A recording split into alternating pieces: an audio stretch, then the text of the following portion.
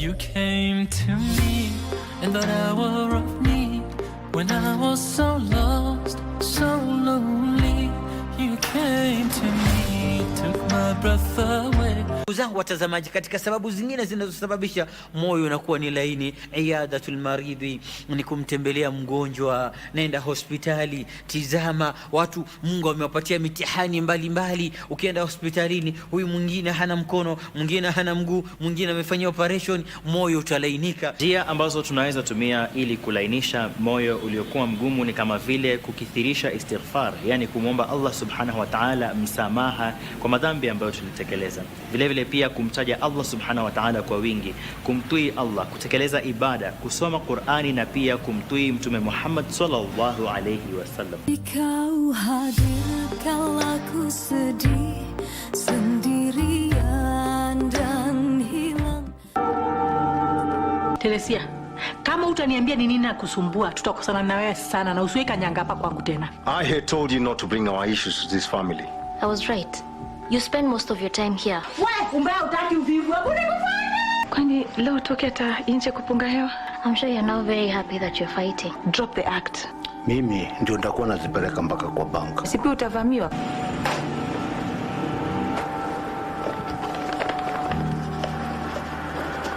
Yeah, Alex. Kuna hivyo ndio iko na less na 5k. Uko tayari kulea?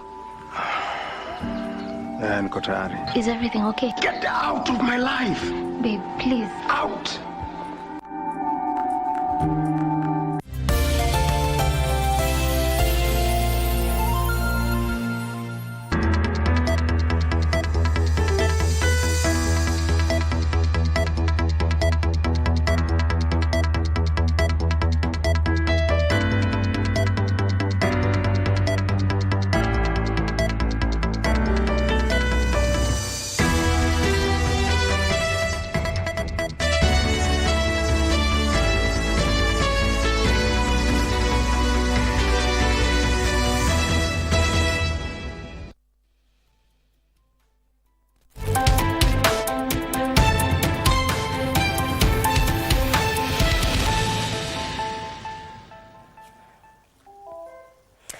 Exactly 1 o'clock on the nose, and you're right on time for what is making news at this hour, from general news to business and also sports, as well as tracking the G7 summit currently underway in Kirinyaga County. I'm Doreen Arange. This is KBC Lunchtime News. And now we begin with that very sad story from Kieni constituency in Nyeri County, where the memorial service of the 21 victims of the ill-fated fire has just been concluded. Here is that story. All right. I mean, that particular memorial service currently began today at 8 a.m. in Nyeri County.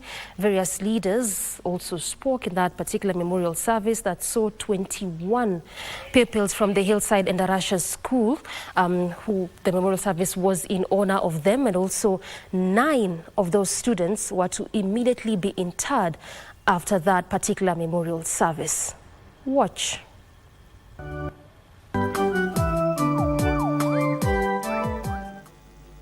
Father, in the name of the Lord Jesus, we thank you and we magnify your holy name. May the Lord give you comfort.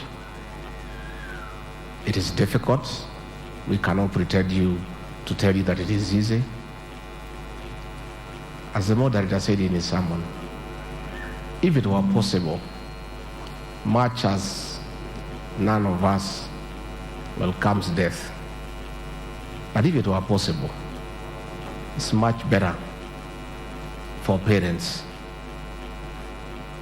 to be buried by their children. Tumewapoteza vijana wetu 21, lakini tuna wawili ambao bado wako katika hospitali na kuna 140 na mmoja ambao wako nyumbani. Kamati yetu imeketi na kufikiria na kusema tukimaliza maneno ya mazishi tutahakikisha wale watoto wote 143 pamoja na wale wako hospitali tutaweza kuwatafutia usaidizi ndipo waweze kurudi shule. As a ministry, we have made the decision that this has to be the turning point. Our schools must be safe havens for nurturing the potential of our children. Parents and guardians should not live with anxiety over the safety and security of their children in school. The children themselves must not live with concerns about their safety and security in the school environment. Wazazi hawa ambao wanalia maswala mengi, we've seen some of them break down. Jesus is telling you, go tell. Difficult as it is, I'm still God and I'm on the throne.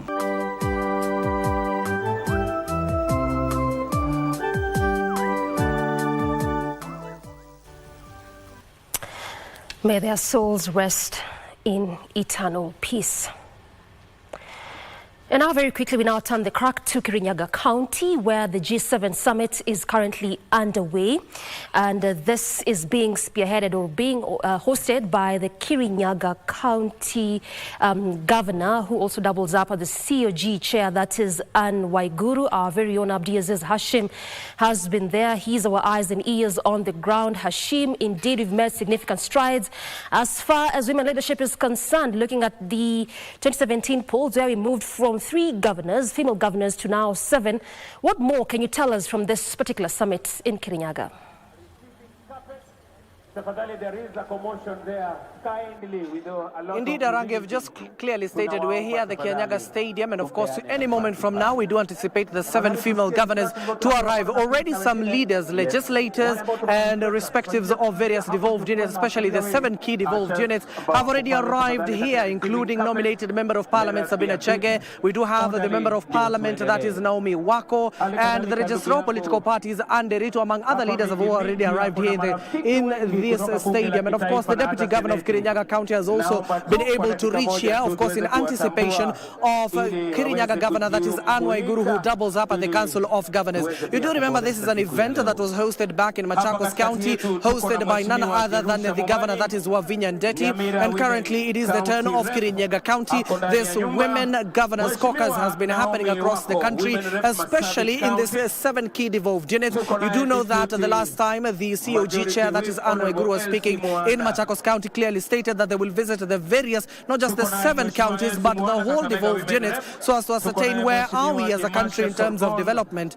The caucus council has already arrived here, and of course, that is a caucus that is mandated to ensure that these female governors have been able to ensure that the better programs that are being carried out, both at the national level and at the county level, are being adhered to, especially touching on women and children across the devolved unit. Now, right here in Kenya-Sudan Stadium, we've been able to see a lot of activities, and including some of the rich farming practices or cultures in this particular devolved units being shown outrightly. And of course, we have even heard some of the residents, are not just here from Kirinyaga, but the various counties, that is Machakos, Meru, Embu, all the way from Lamu and Homa Bay, are already here, and of course anticipating once the governors do arrive. Of course, we do anticipate as well politics to dominate this particular session. Aside from that, they've said that this particular issue is to ensure that devolution is going on well, and so that it can be ascertained where are we as a country. You know, it was just the other day we were celebrating as a country this particular document called the 2010 Constitution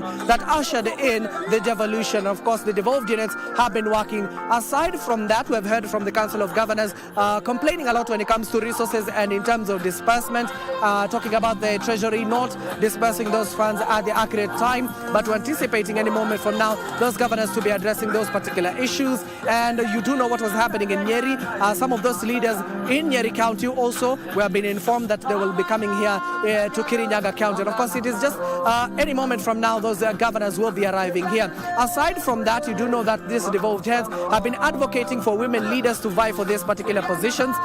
It was about 2017, though, only 3 governors, and right now there are 7.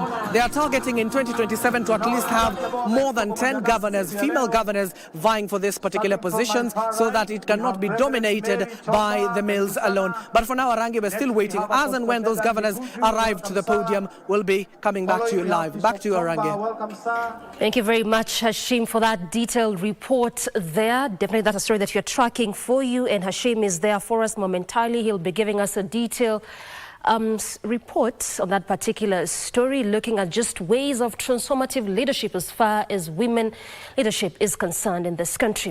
And now back to studio. Public secondary schools principals are set to appear before the National Assembly Watchdog Committee on Education and Governance to respond to audit queries. This is after the Auditor General committed to submit to Parliament audit reports for 450 public secondary schools in a fortnight for scrutiny. The National Assembly Public Investment Committee on Education and Governance Chairperson Wanami Wamboka says the committee will begin by considering the audit reports of national secondary schools. Auditor General Nasinga Tungu met the committee and said all 9,000 public secondary schools will be audited. Completed audit of over 400 secondary schools, which is part of the Education Committee's work.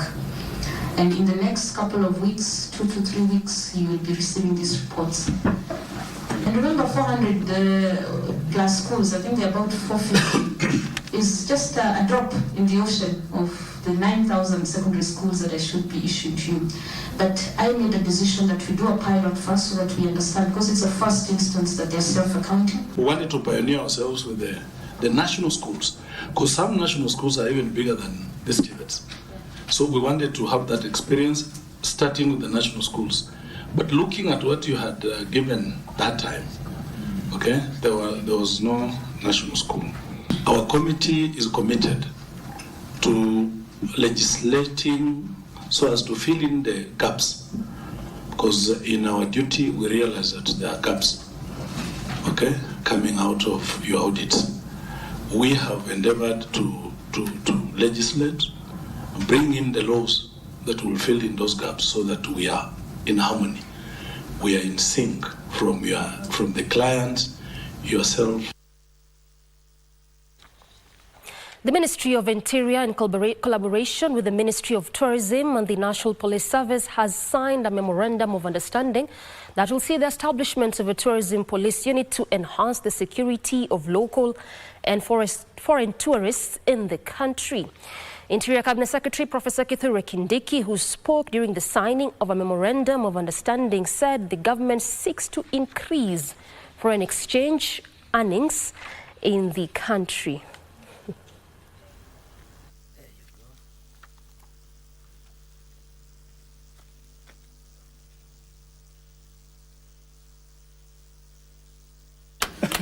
Facing the camera. Thank you. Thank you. Thank you. God bless you.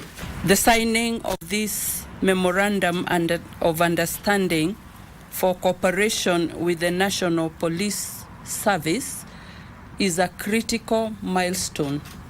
We know that tourism is one of those, it's a goose that lays the golden egg, and this MOU and the cooperation we are having today will be to protect the golden egg. Before any tourist decides to go to a destination, their first thing in the checklist is to ensure there is security. And this one will ensure that we can give confidence that security is well arranged here in Kenya. And as we plan under the leadership of His Excellency to increase the tourist arrivals up to 5 million by the year 2027, we assure tourists that we are well ahead of time in arranging their security. On the side of the tourism ministry, the support in terms of facilitation, vehicles, allowances, and maybe capacity building, so that these police officers have training which helps them manage security and safety in the hospitality industry. So we have well elaborated rules. We have I have no doubt that the two ministries at the technical level have thought throughout this MOU, which is a 5-year MOU to be reviewed going forward. And now the county government of Makueni has embarked on the rehabilitation of 3 water sources around Wote town under the USAID-funded Ustawi program. Speaking at his office when he hosted a delegation of Ustawi officials, Governor Mutula Kilonzo Jr. regretted that Wote town still struggles with water scarcity 32 years after it was upgraded to Makueni district headquarters. He noted that with all necessary amenities such as sufficient water supply, Wote can become an investment hub.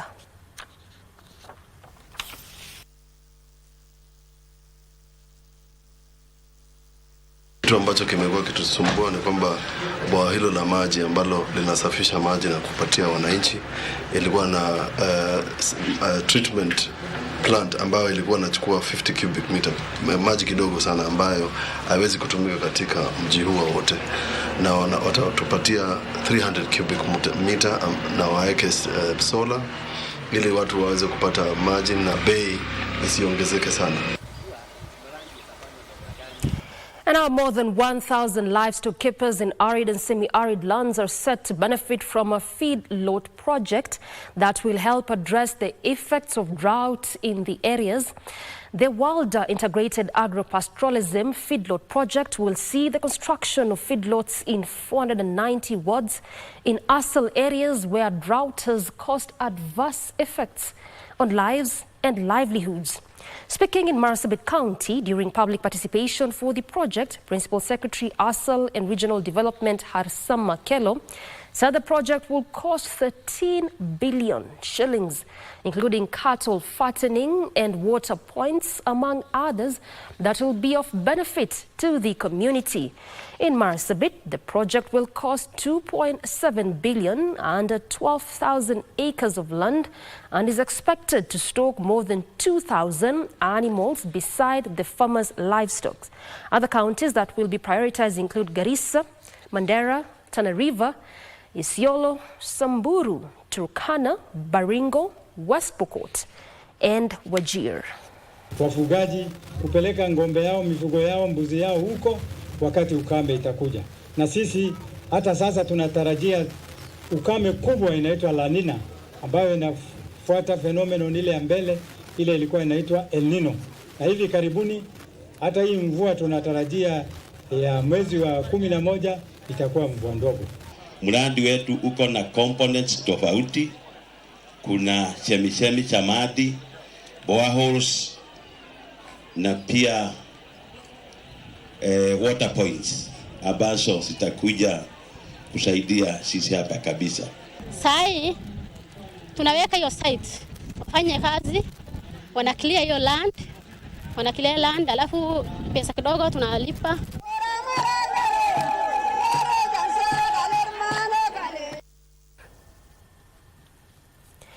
Elsewhere, the National Police Service Commission has committed to continue offering police officers psychosocial support as they discharge their duties. National Police Service Commission Vice Chairperson Dr. Alice Otwala said officers go through a lot in their line of duty, hence the need to ensure a conducive work environment. Dr. Otwala made the remarks during a visit to police stations in Limuru and Lari constituencies in Kiambu County.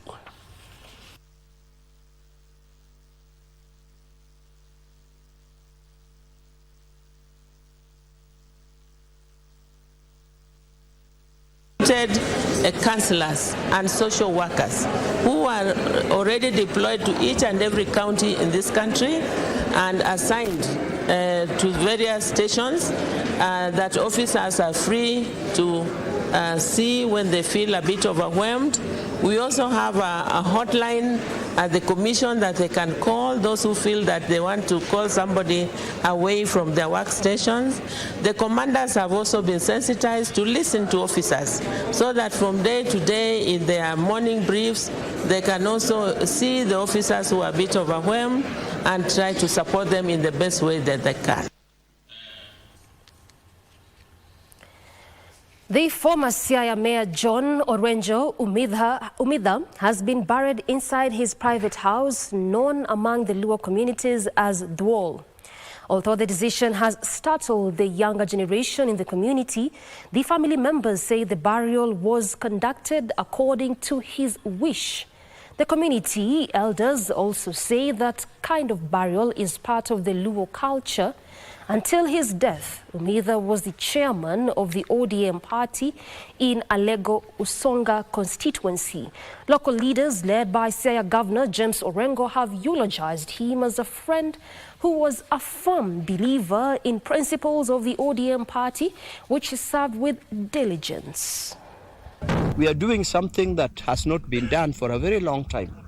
We are not building a house around the grave of Orenjo, but we are burying him in his house.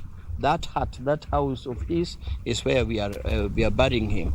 There are no special things we are going to observe here, but we are going to respect his wishes, and it is not far-fetched. It is the wish which is connected to the olden times when Luos were burying their dead in the houses.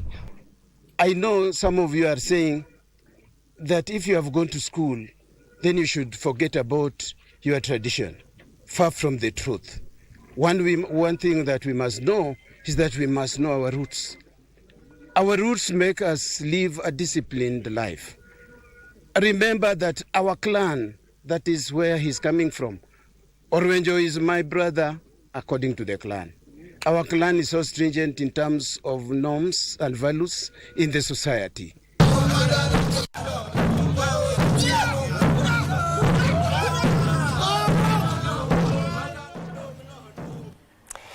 A section of residents in Kajiado North Sub-County have moved to court to block the new land rates proposed by the county government to freehold land. They say the proposed land rates are exorbitant and meant to deny residents their right to own land freely. The Kajiado County government has warned land and property owners to immediately pay their rates arrears or risk sale restrictions over default. We have come here today to hear the case because the application was put against the county government because they are charging rates on freehold land. And as residents, we feel that this is not fair. There has been an outcry from the members of the public, people who are living within and without Kajiado County, that indeed they are facing a monumental injustice. It is not proper and just in the circumstance that people who have inherited land, the elder members of the society whom you've seen here, whom do not even have any source of income, are now being subjected to land rates that were not known to law. And our group of youths at Nyangina Beach on Rusinga Island in Homa Bay County is spearheading efforts to eradicate the sex for fish practice, commonly known in the local dialect as jaboya, that has negatively impacted the area. Acknowledging the vulnerability of young women, group chairperson Bettina Adhiambo said the initiative that was hatched in 2021 engages in revolving funds to generate 150,000 jobs across 6 counties as a sustainable solution to the vice in Lake Victoria region.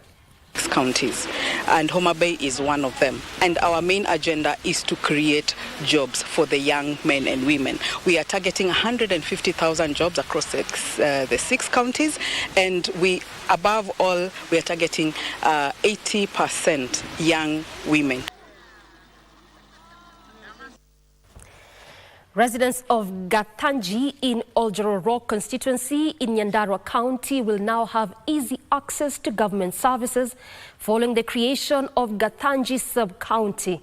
Speaking during the groundbreaking ceremony for Sub-County administration offices, Nyandarua County Commissioner Abdirisak Jaldesa said the facility will offer relief to residents who travel long distances when in need of government services.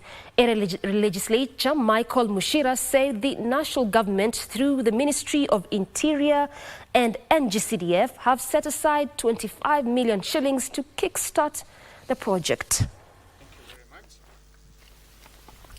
Lengo ya kucreate sub-counties sio jina peke yake, ni ile inaitwa service delivery. Lazima huduma ya serikali ifikie watu wa Gadhanji, na huduma inafikia watu wa Gadhanji ikiwa maofisa ambao wako pale wako na ofisi ya kisasa ambao tunazindua leo. Tukianzia wakati tuliingia hii serikali hii ya Kenya Kwanza, mwaka wa kwanza tulikuwa na mashida mingi sana. Na ndio mnaona the first year hakuna maneno mingi tulifanya, lakini saa hii maneno mianza kufunguka. Mmeona hii sasa itajengwa. Nimewaambia shule by January tutakuwa tunaanza. ICT hub tutakuwa tunaanza, na ni matarajio yangu hii barabara pia ya Boyman yenye president alikuja kufungua. Embu Senator Alexander Mundigi has urged elected leaders in the region to work in unity in order to utilize the little resources availed by the government for the benefit of the residents. Mundigi further called for unity among the residents irrespective of their political views, adding that as leaders they have resolved to focus on issues that will improve the lives of the electorate. He was speaking during the burial of Monica Mbuya Nyaga, who was laid to rest at his family home in Mbere South constituency in Embu County. Agenda yetu ni kuunga mkono leaders aswa governor, hiyo kidogo tuweze kufanya kazi. Mkifikiria mimi nitakuwa na project sitaweza, lakini ikiwa pale Senate nitasimama unit ya Embu County na maombi tuweze kuendelea mbele.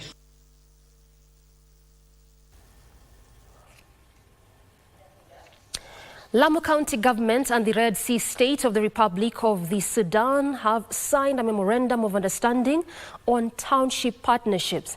During the signing ceremony in Nairobi, Republic of Sudan Ambassador to Kenya Kamal Gubara and Lamu County Governor Issa Timami committed to strengthening bilateral ties in various sectors, which include environment, culture, education, fisheries, health, and tourism.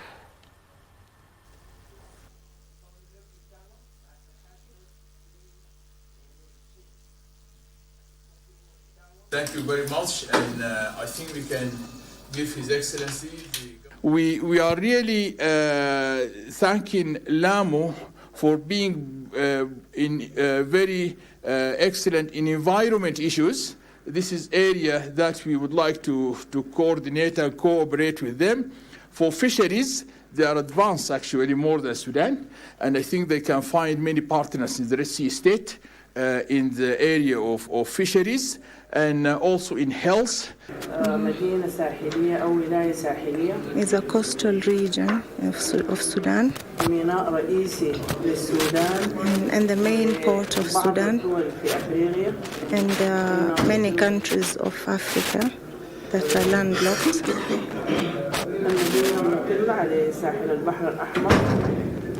And it is a coastal region of the Red Sea. And we are hoping and praying that Sudan settles down, it becomes peaceful. We want our students. If there's one country in Africa which has helped to train Africans, it's Sudan. A lot of people are not aware of this, but there are Africa University and Khartoum University. A lot of Africans from other countries have been trained in Sudan. Exactly 27 minutes past the top of the hour, we are due for our first break. We recoil with plenty more. On the other side of this breather, stay with us.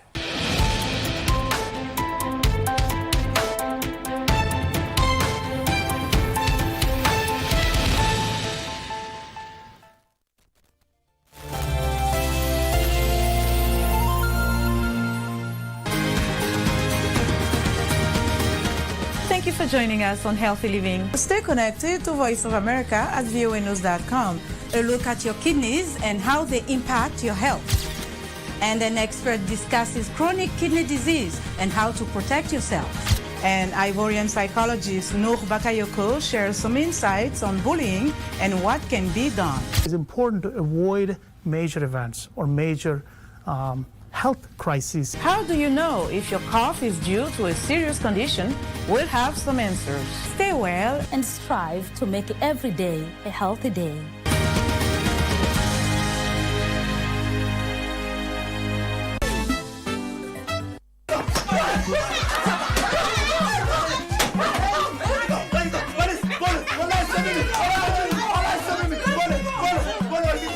Do you have any idea what we could do with that much wealth? You can make any note that you want. But the brown one is my favorite. I have lost a land total of 28,000 for one land. And I'll be very happy if I can get it by next week.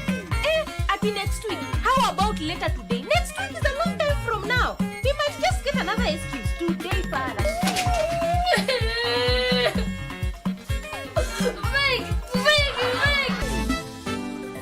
Ever crazy.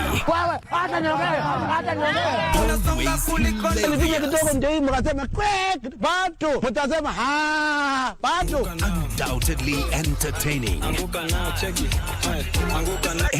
mind-boggling. We are doomed. We are doomed. Members of Parliament, we are doomed. I'm telling you. The savage netizens capturing that unique moment.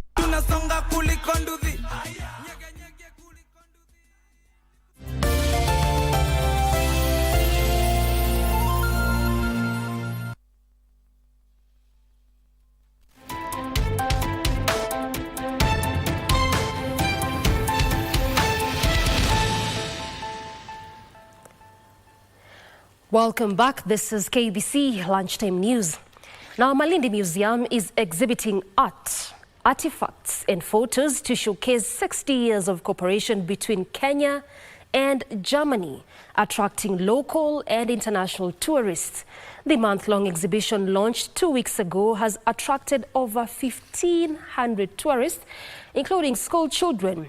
Doris Kamunya, the curator of the Malindi Museum, added that visitors will track the history of Kenya and Germany's cooperation since 1963.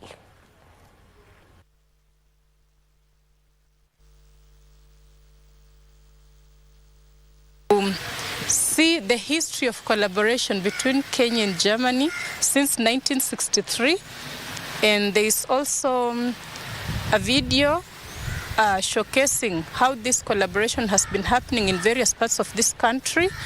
And it's interesting because throughout the exhibition you also get to see the 5 presidents of Kenya with the projects they initiated with the government of Germany for all that time.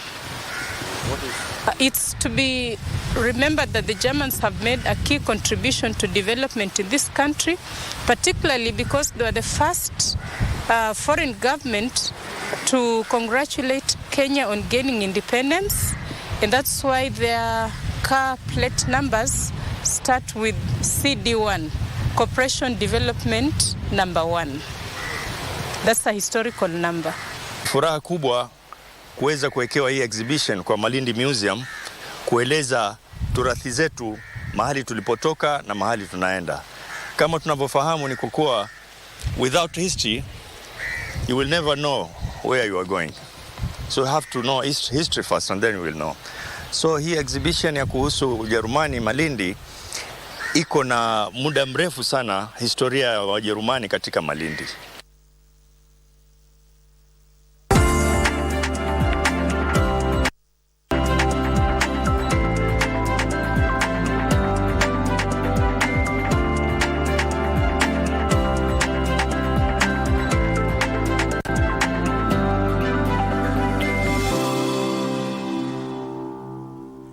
Now, very quickly, we shift focus to Soisambu Academy in Nakuru County, where the Kenya Forest Service is currently holding a graduation ceremony where 560 graduates are set to graduate. Let's just listen in. Some of them are extractive, others are non-extractive, and depending on the degree and the need of the communities. Lastly, we also work in compliance with the international protocols, ensuring that we also are compliant to agreements, that multilateral agreements. Thank you. In matters encroachment, probably what is your word to probably encroachment into these particular places? Encroachment into our forest is itself a very destructive and unsustainable use of our forests. Worked with communities to work with them, not necessarily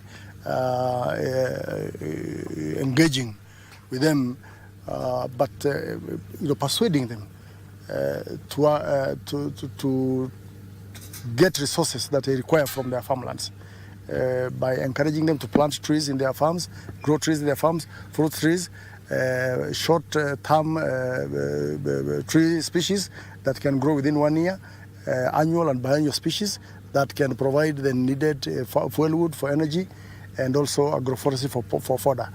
So encroachment is detrimental to sustainable forest management, and that is what we are insisting, that it should not happen, and nobody is allowed to the forest unless through license or authorization by the Chief Conservator of Forests.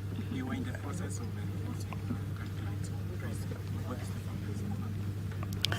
the guidelines, once again, it's good to note that grazing is one of the user rights that is provided by the law, but only on a controlled basis. It has to be controlled. User rights must be controlled, meaning that they can only be allowed to graze in areas that are designated as a grazing area, and areas that do not interfere, where there is no interference with the growing trees and seedlings, as well as in areas that are sensitive, where we have Alexander Olemakok there speaking. That is the Chief Conservator of Forests, and this is in regards to that particular ceremony which is said to happen, where 560 trainees are said to graduate. Their very own Kasichana Masha is on that beat, and also momentarily she'll be giving us a little report of that story. Now to some business news, where African leaders should have a united voice when going to the United Nations Climate Change Conference later this year. President William Ruto says Africa's agenda at COP29 in Baku, Azerbaijan, should be to push for new and equitable climate financing mechanisms, noting that the new financing must match the urgency and scale of the climate crisis and adequately address the needs of Africa and other developing nations. President William Ruto is rallying Africa to push for an increase in global investment in energy transition from the current 3% to effectively support climate adaptation.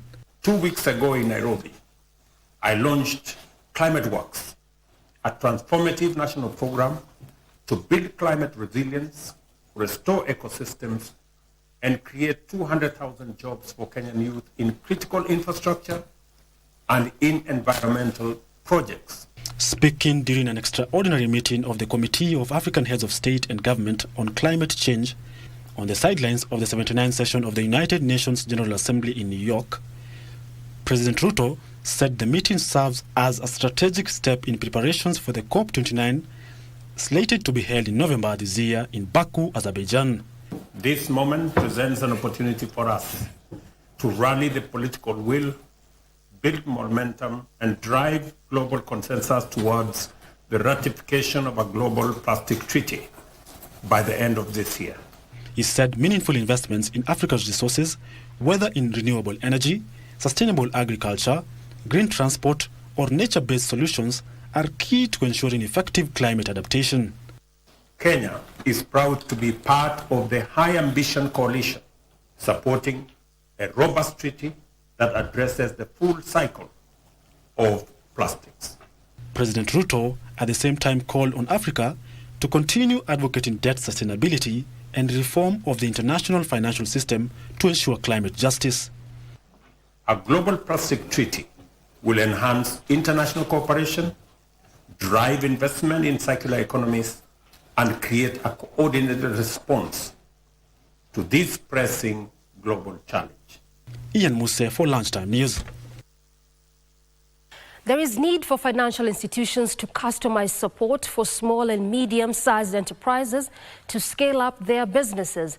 This is according to Absa Bank Business Banking Director Elizabeth Wasuna, who says strategic networking and capacity building forums as well as financing are some of the support that SMEs need.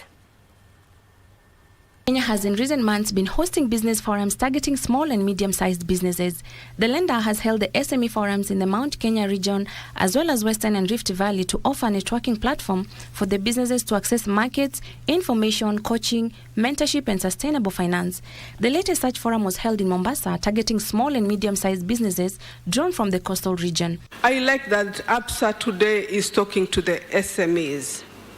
This is a group years back which had been neglected by many banks, and the major banks, and what happened when that gap was created, because once you go there they ask for your financial statement and the SMEs did not have that.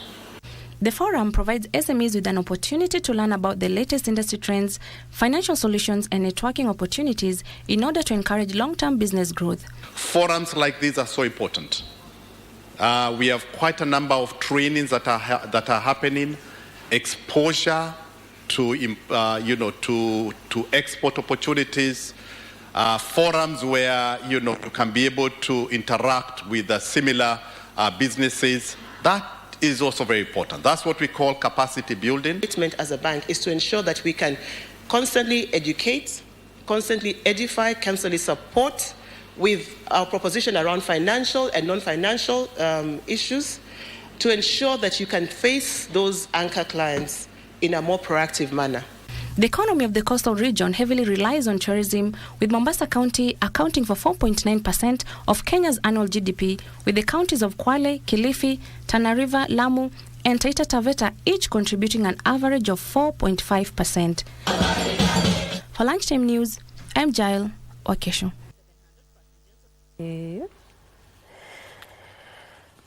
All right, we now shift focus to Mombasa County, where the National Construction Authority is currently holding the International Construction Research Conference and Exhibition, which has been slated for the 25th to 27th of this month, and today is day 2 of that particular conference. Our very own O'Brien Kimani is there for us. O'Brien, today is day 2 of the NCA conference. What do you have for us? Doreen, Arange, thank you very much indeed. Yes, it's true, we are here at the coast attending the 5th International Construction Research Conference and Exhibition, which is being hosted by the National Construction Authority. We are inside a very interesting innovation here. This is an incident response unit vehicle. It is fitted with multiple machines. I'm joined by the CEO or the Executive Director of the National Construction Authority. This is Engineer Akech. He's going to explain to us what is this and what are all these machines for. And of course, we're going to do a catch-up of what has been happening in the last 2 days. Thank you very much, Engineer, for joining us on KBC. First of all, help us understand, what is this truck for? Thank you, Gwen, and thank you, KBC, for this opportunity. As you have rightfully put it, this is a truck-mounted laboratory, fully kitted with equipment and tools that are used for testing materials in construction, mostly to help us detect if there are any quality issues in terms of defects, should there be any suspicion or a material is reported to be suspect, or during our routine quality assurance inspections, we come across material that may not look of good quality, then this is what we use. So basically, this is an equipment we have recently procured through the support of our development partners, through the ministry, in support of our quality assurance activities. Is going basically to enhance our capacity. So we have, at the beginning, 3 of this across the country, and we brought this here in the conference, International Construction Research Conference in Mombasa, just to showcase, alongside the paper presentations and the exhibitions, also to showcase some of the new innovations we have been able to bring in as National Construction Authority to be able to address issues of incidents of poor quality, which sometimes lead to buildings collapsing or structures collapsing. So inside this equipment or this truck, we have a range of equipment that can be used for what we call non-destructive testing. A building is already standing, for instance, and there's a the quality of material is looking suspect. We can be able to use this particular laboratory, which is actually an incident response unit. Because once a complaint comes, it can come through a complaint or through our routine checks. We are able to, for instance, check one of the key construction materials is concrete. This is a concrete. This looks like a water bottle. Actually, it's called a fleet hammer. It's a concrete testing hammer. Basically, it's a very simple tool that for purpose of checking the quality of concrete. For instance, if this floor was concrete, you just do this, then you're able to, it comes out, then you can actually check, then you give a reading, then from the reading, which is gives here, you're able to take that, interpret after entering that data into the computer, it will give you the reading of that concrete. And it must produce that scaring sound? Yes, and you must do it many times so that you can compare. So this can instantly tell you whether the concrete in that building, concrete is basically a composite material made of sand, changarawe, cement, and ballast, and of course you add water and mix it together. After there's already hardened it in a building, you have used this to check whether it has met the requirements. So it will be able to tell you whether the ratios were correct? Whether the ratios were correct, it will tell you whether it will withstand the ultimate strength that was decided for that building. It will really help you address the issues of mitigation. Should there be that test reveals that the concrete is not meeting the desired quality, the strength that was desired, that was designed and desired, then you are able to advise the building owner that you must take these measures to strengthen, or you have to do this to make the building back to its strong. What is this that looks like a toy? This particular one, I like the way you're describing them. You say that it's a water bottle, this is a toy. Now the water bottle is a hammer for concrete testing. This particular one is also for, in concrete structures, we normally have reinforcement inside. We call them reinforcement. Many people call them wires, the bars, the chumas, the D10s, the D8, D10. The wire used to be before. We moved to these. Now we have gone to these. Yeah, these is the diameter. So D10 is a 10 millimeter diameter bar, reinforcement bar, 12 millimeter, 16, 20, 25, 32, even up to 40. This particular one, because the concrete is already in a building, and you don't want to destroy to know what the size and type of quality of steel used there. This is now what you use to scan. So if this was concrete again, you would actually run it on a surface, or you do like this. So when you put it on, because it uses a battery, so it's coming on. So you run like this. Every time here there is no steel, this is not concrete. So if it's concrete and already reinforced inside, you will see where there is a steel T. So it produces a sound and also tells you the diameter. Wow. Like that. So you can know how many steel is here or in this direction, how many are there, and what's the diameter. And now you can check against the design, which is the drawing, how much was decided.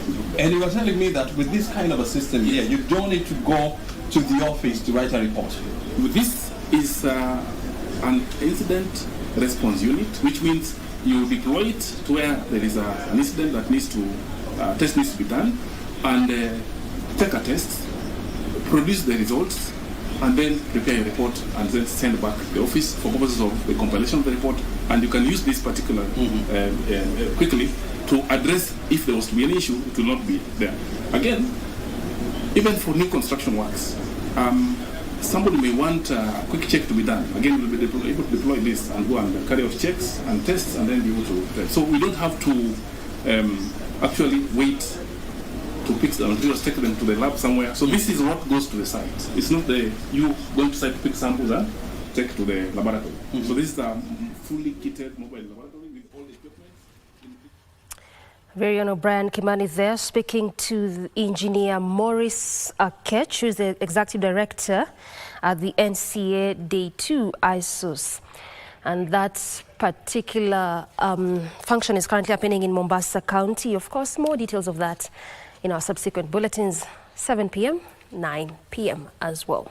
To some sporting action now, and 4 teams composed of former Kenyan internationals will participate in one-day football tournament set for 1st of October this year at the Dandora Stadium in celebrations of this year's International Day for Older People.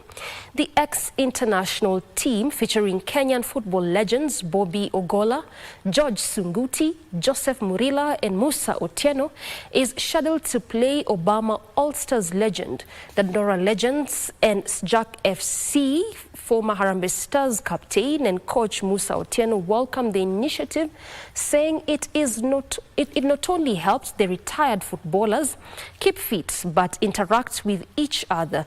Sentiments which were echoed by former Harambee Stars and Gor Mahia defender Bobby Ogola.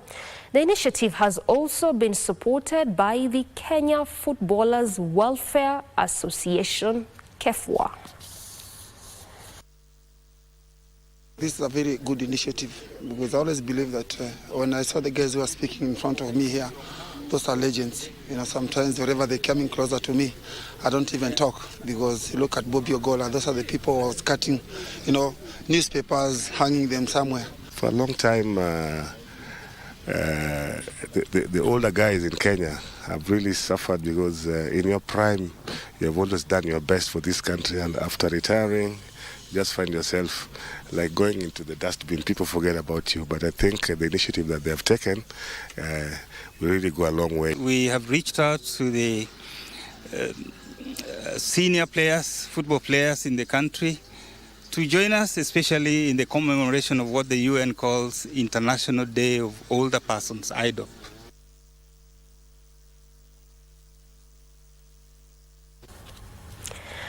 All right, and now that story puts a cap on what we had lined up for you this Thursday afternoon. Thank you so much for making time for us.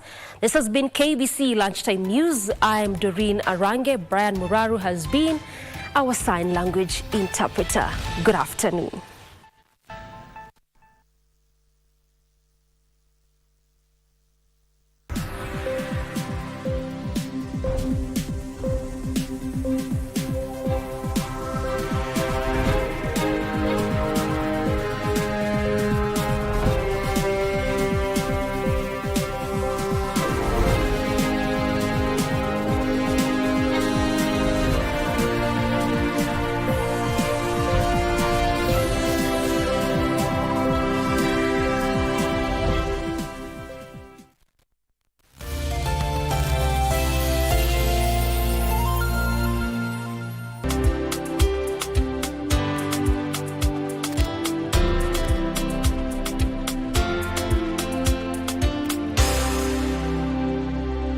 You came to me in that hour of need when I was so lost, so lonely.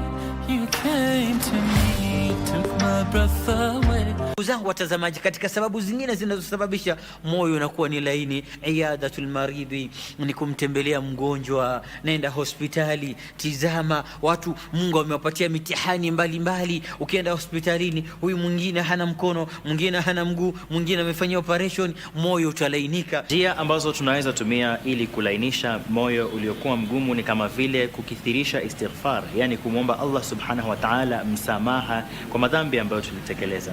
Vile pia kumtaja Allah subhanahu wa ta'ala kwa wingi, kumtii Allah, kutekeleza ibada, kusoma Qur'ani na pia kumtii Mtume Muhammad sallallahu alayhi wasallam. Kau hadir kala ku sedih sendirian dan hilang.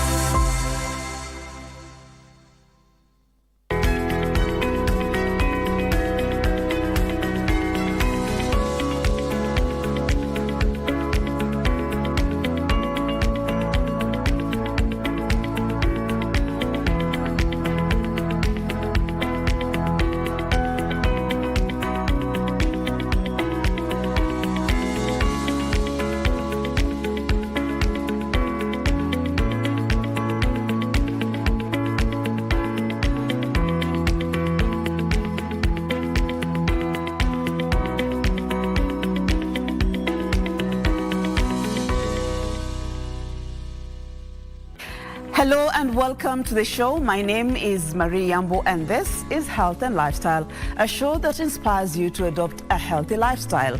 We bring you real life stories and experts to discuss issues that concern you.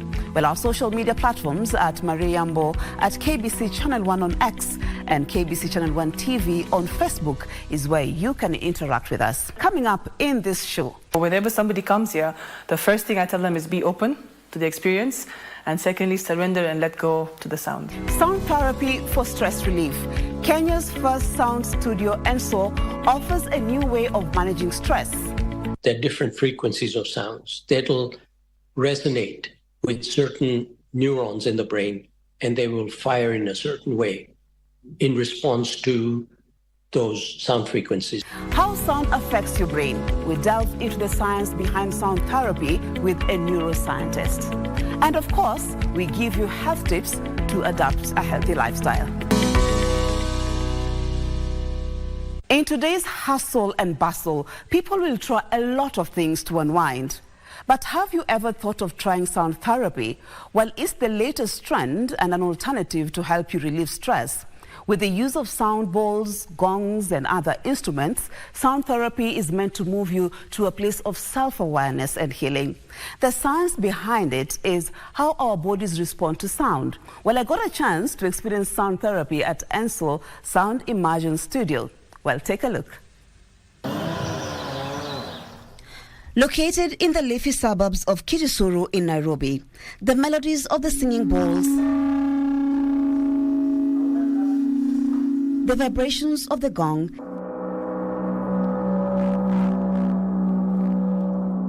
echoed through the ENSO Sound Immersion Studio, where my colleagues and I tried sound therapy. During the sound therapy, Alia Datu, a doctor of metaphysics, played instruments. So whenever somebody comes here, the first thing I tell them is be open to the experience, and secondly, surrender and let go to the sounds. But what is sound therapy? So I'll tell you what, Marie, we are made, I think 75% to 80% of our bodies is made up of water, right? And sound basically creates ripples. It's like you take a pebble and throw a pebble in a still lake and you see the ripples going all across the lake. That's what sound does. And it creates vibrations in your body, so your body feels those reverberations of different instruments and sounds. Once we entered the room, Alia handed us eye masks and encouraged us to let go of the worries of the day. And with each breath that you take, I want you to start to relax. Then she began playing the instruments, creating a symphony of sounds. As you pass through this iridescent light, each instrument bringing us closer and closer to the sounds of nature. The ocean sound, for example, makes you feel like you're relaxing at the beach. And who does not like the sound of rain? That makes you want to cuddle in the blanket and sleep. For the half-hour group session, Alia told us to move as little as possible as she placed the balls on the belly of some of the participants to feel the vibrations. What has been the impact on the people she helps, I ask? So many people who've walked out of here, if I can use their words to describe what goes through here, they get into, they experience a great sense of place, lots of peace, lots of calm, lots of clarity. We've had people who've come in here with insomnia, for example, and having had a sound healing session, they've managed to, get back to healthy sleeping patterns. We've had people who've come with depression and other emotional issues who've managed to find great sense of release once they're here. We also cater to, we've done sessions, for example, for people who are audibly impaired or the deaf as well, and they've experienced vibrations through the instruments, and that's left them feeling much more calm and at ease. So it's a great way to treat ailments like anxiety, depression. It's a great way to gain better clarity. If you've got, migraines and stuff, sound healing also helps you with that as well. How often then should someone do sound therapy, and what should be the takeaway for people who are interested? So at ENSO, we offer sessions almost daily. So we have people booking private sessions daily, so for different reasons and different things. We cater to groups, so we have people coming in for their bridal showers, we have people coming in for their birthdays, girlfriends gifting each other a nice session for their birthday. It's a beautiful way to start your solar year or solar return. We also do sound healing sessions for corporates. This is becoming a very interesting addition to corporate team building sessions as well, because this brings a lot of peace and calm to corporates. You can slowly roll over onto the right side. As the sound therapy finished, we all felt a sense of calm reverberating through us.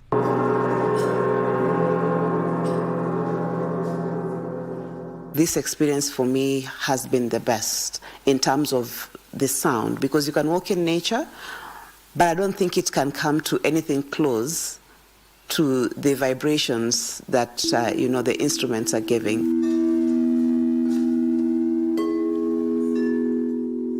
What I took away was weightlessness. That's what I felt. And I saw streaks of purple whirling around. It was amazing. I feel my body relaxed. I wish I could do this for a couple of days. So it's not uncommon. Even the body temperature changes. Somebody felt their feet and their hands going cold. Someone felt tingles. So all these are actually positive signs that energy is actually flowing in your body.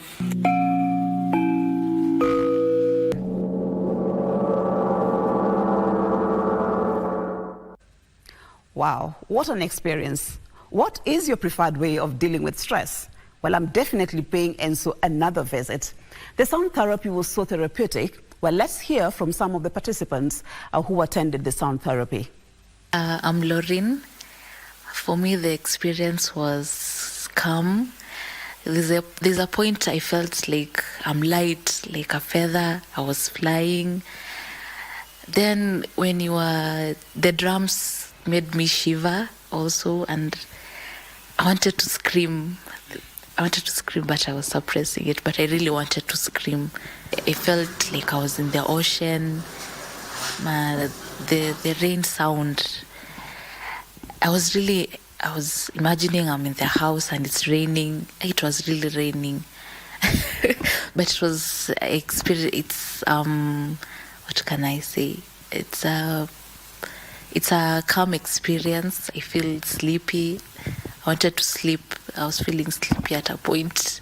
Yeah, but it's a good experience. I'm Trevor, and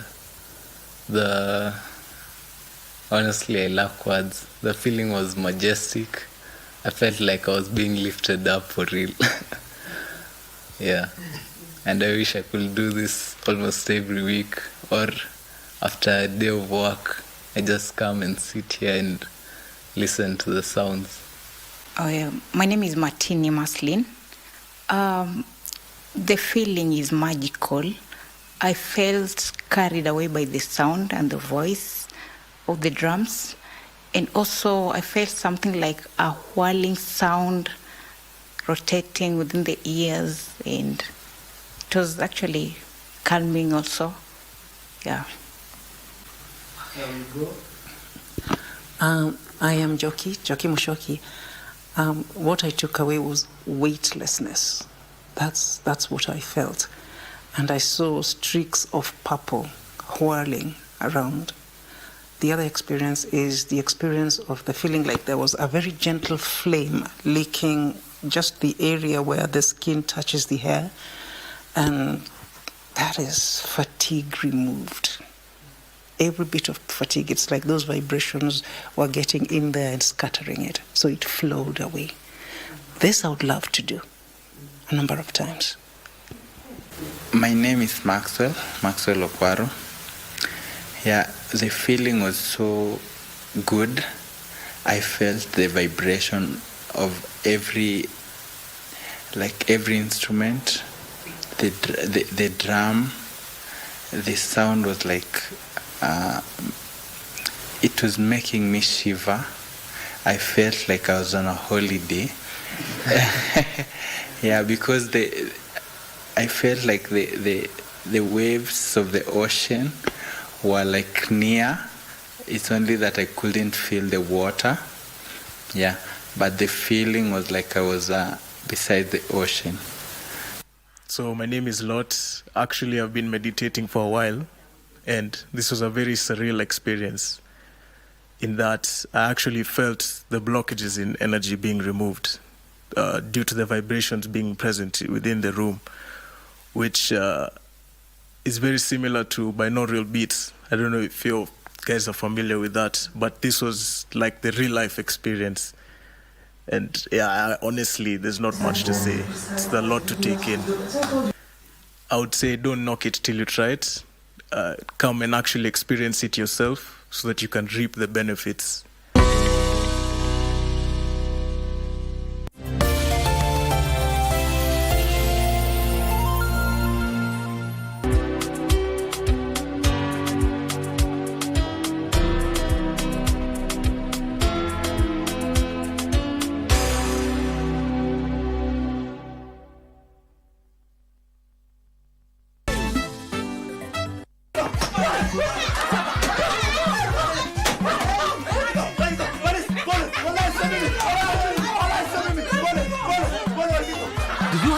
What we could do with that much wealth?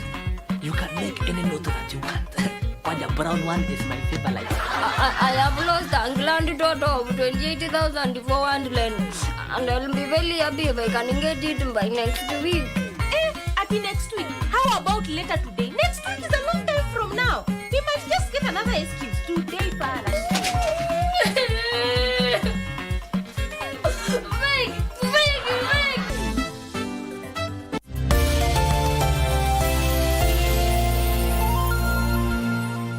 Well, there you have it. Sound vibrations have a powerful effect on our brain and bodies. Research shows that sound healing can slow down our brain waves and put our bodies in a very relaxed state. It may also help with certain physical and even mental health conditions. Well, to understand the science behind how sound affects the brain and body, I spoke to Dr. Zul Merali. He is a neuroscientist with over 40 years of experience and the founding director of the Brain and Mind Institute at the Aga Khan University. He joins us on Zoom now, all the way from Canada, and he begins by explaining how sound therapy affects our brains. Your brain is sort of a 3-pound organ you carry on top of your body in your skull. It's very protected by a hard bone cavity, and it's very isolated in the sense that it's almost like a large computer setup, isolated, air-conditioned, and managed in isolation, and receiving all the information about that needs to be processed.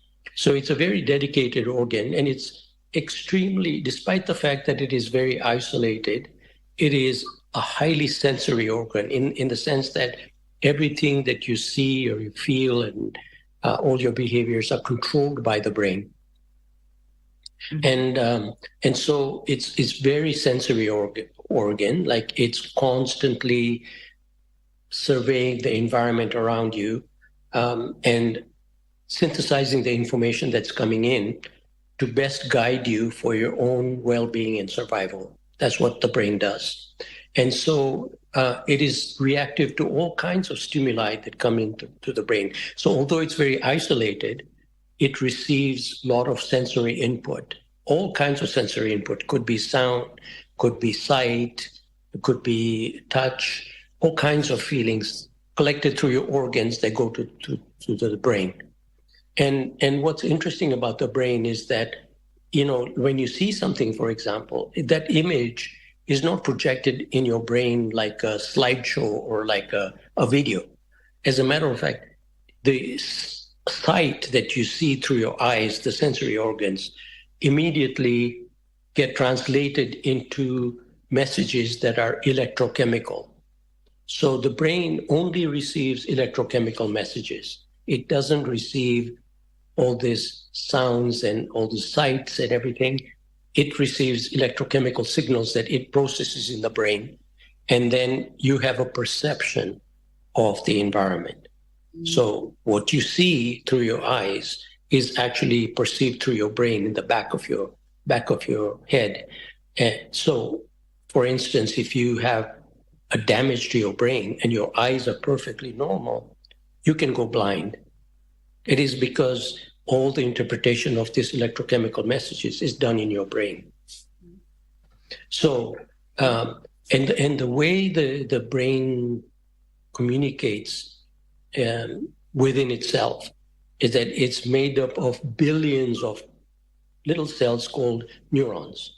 And these neurons are, as I was saying, their main mode of communication is either electrical or chemical. Electrical signals run down the neuron, and when it reaches the end of the neuron, it releases chemicals that can stimulate the next neuron to create another electrical signal. And so there are trillions of connections within the brain. So it's so complicated. I think by far the most complicated organ in the universe is your brain.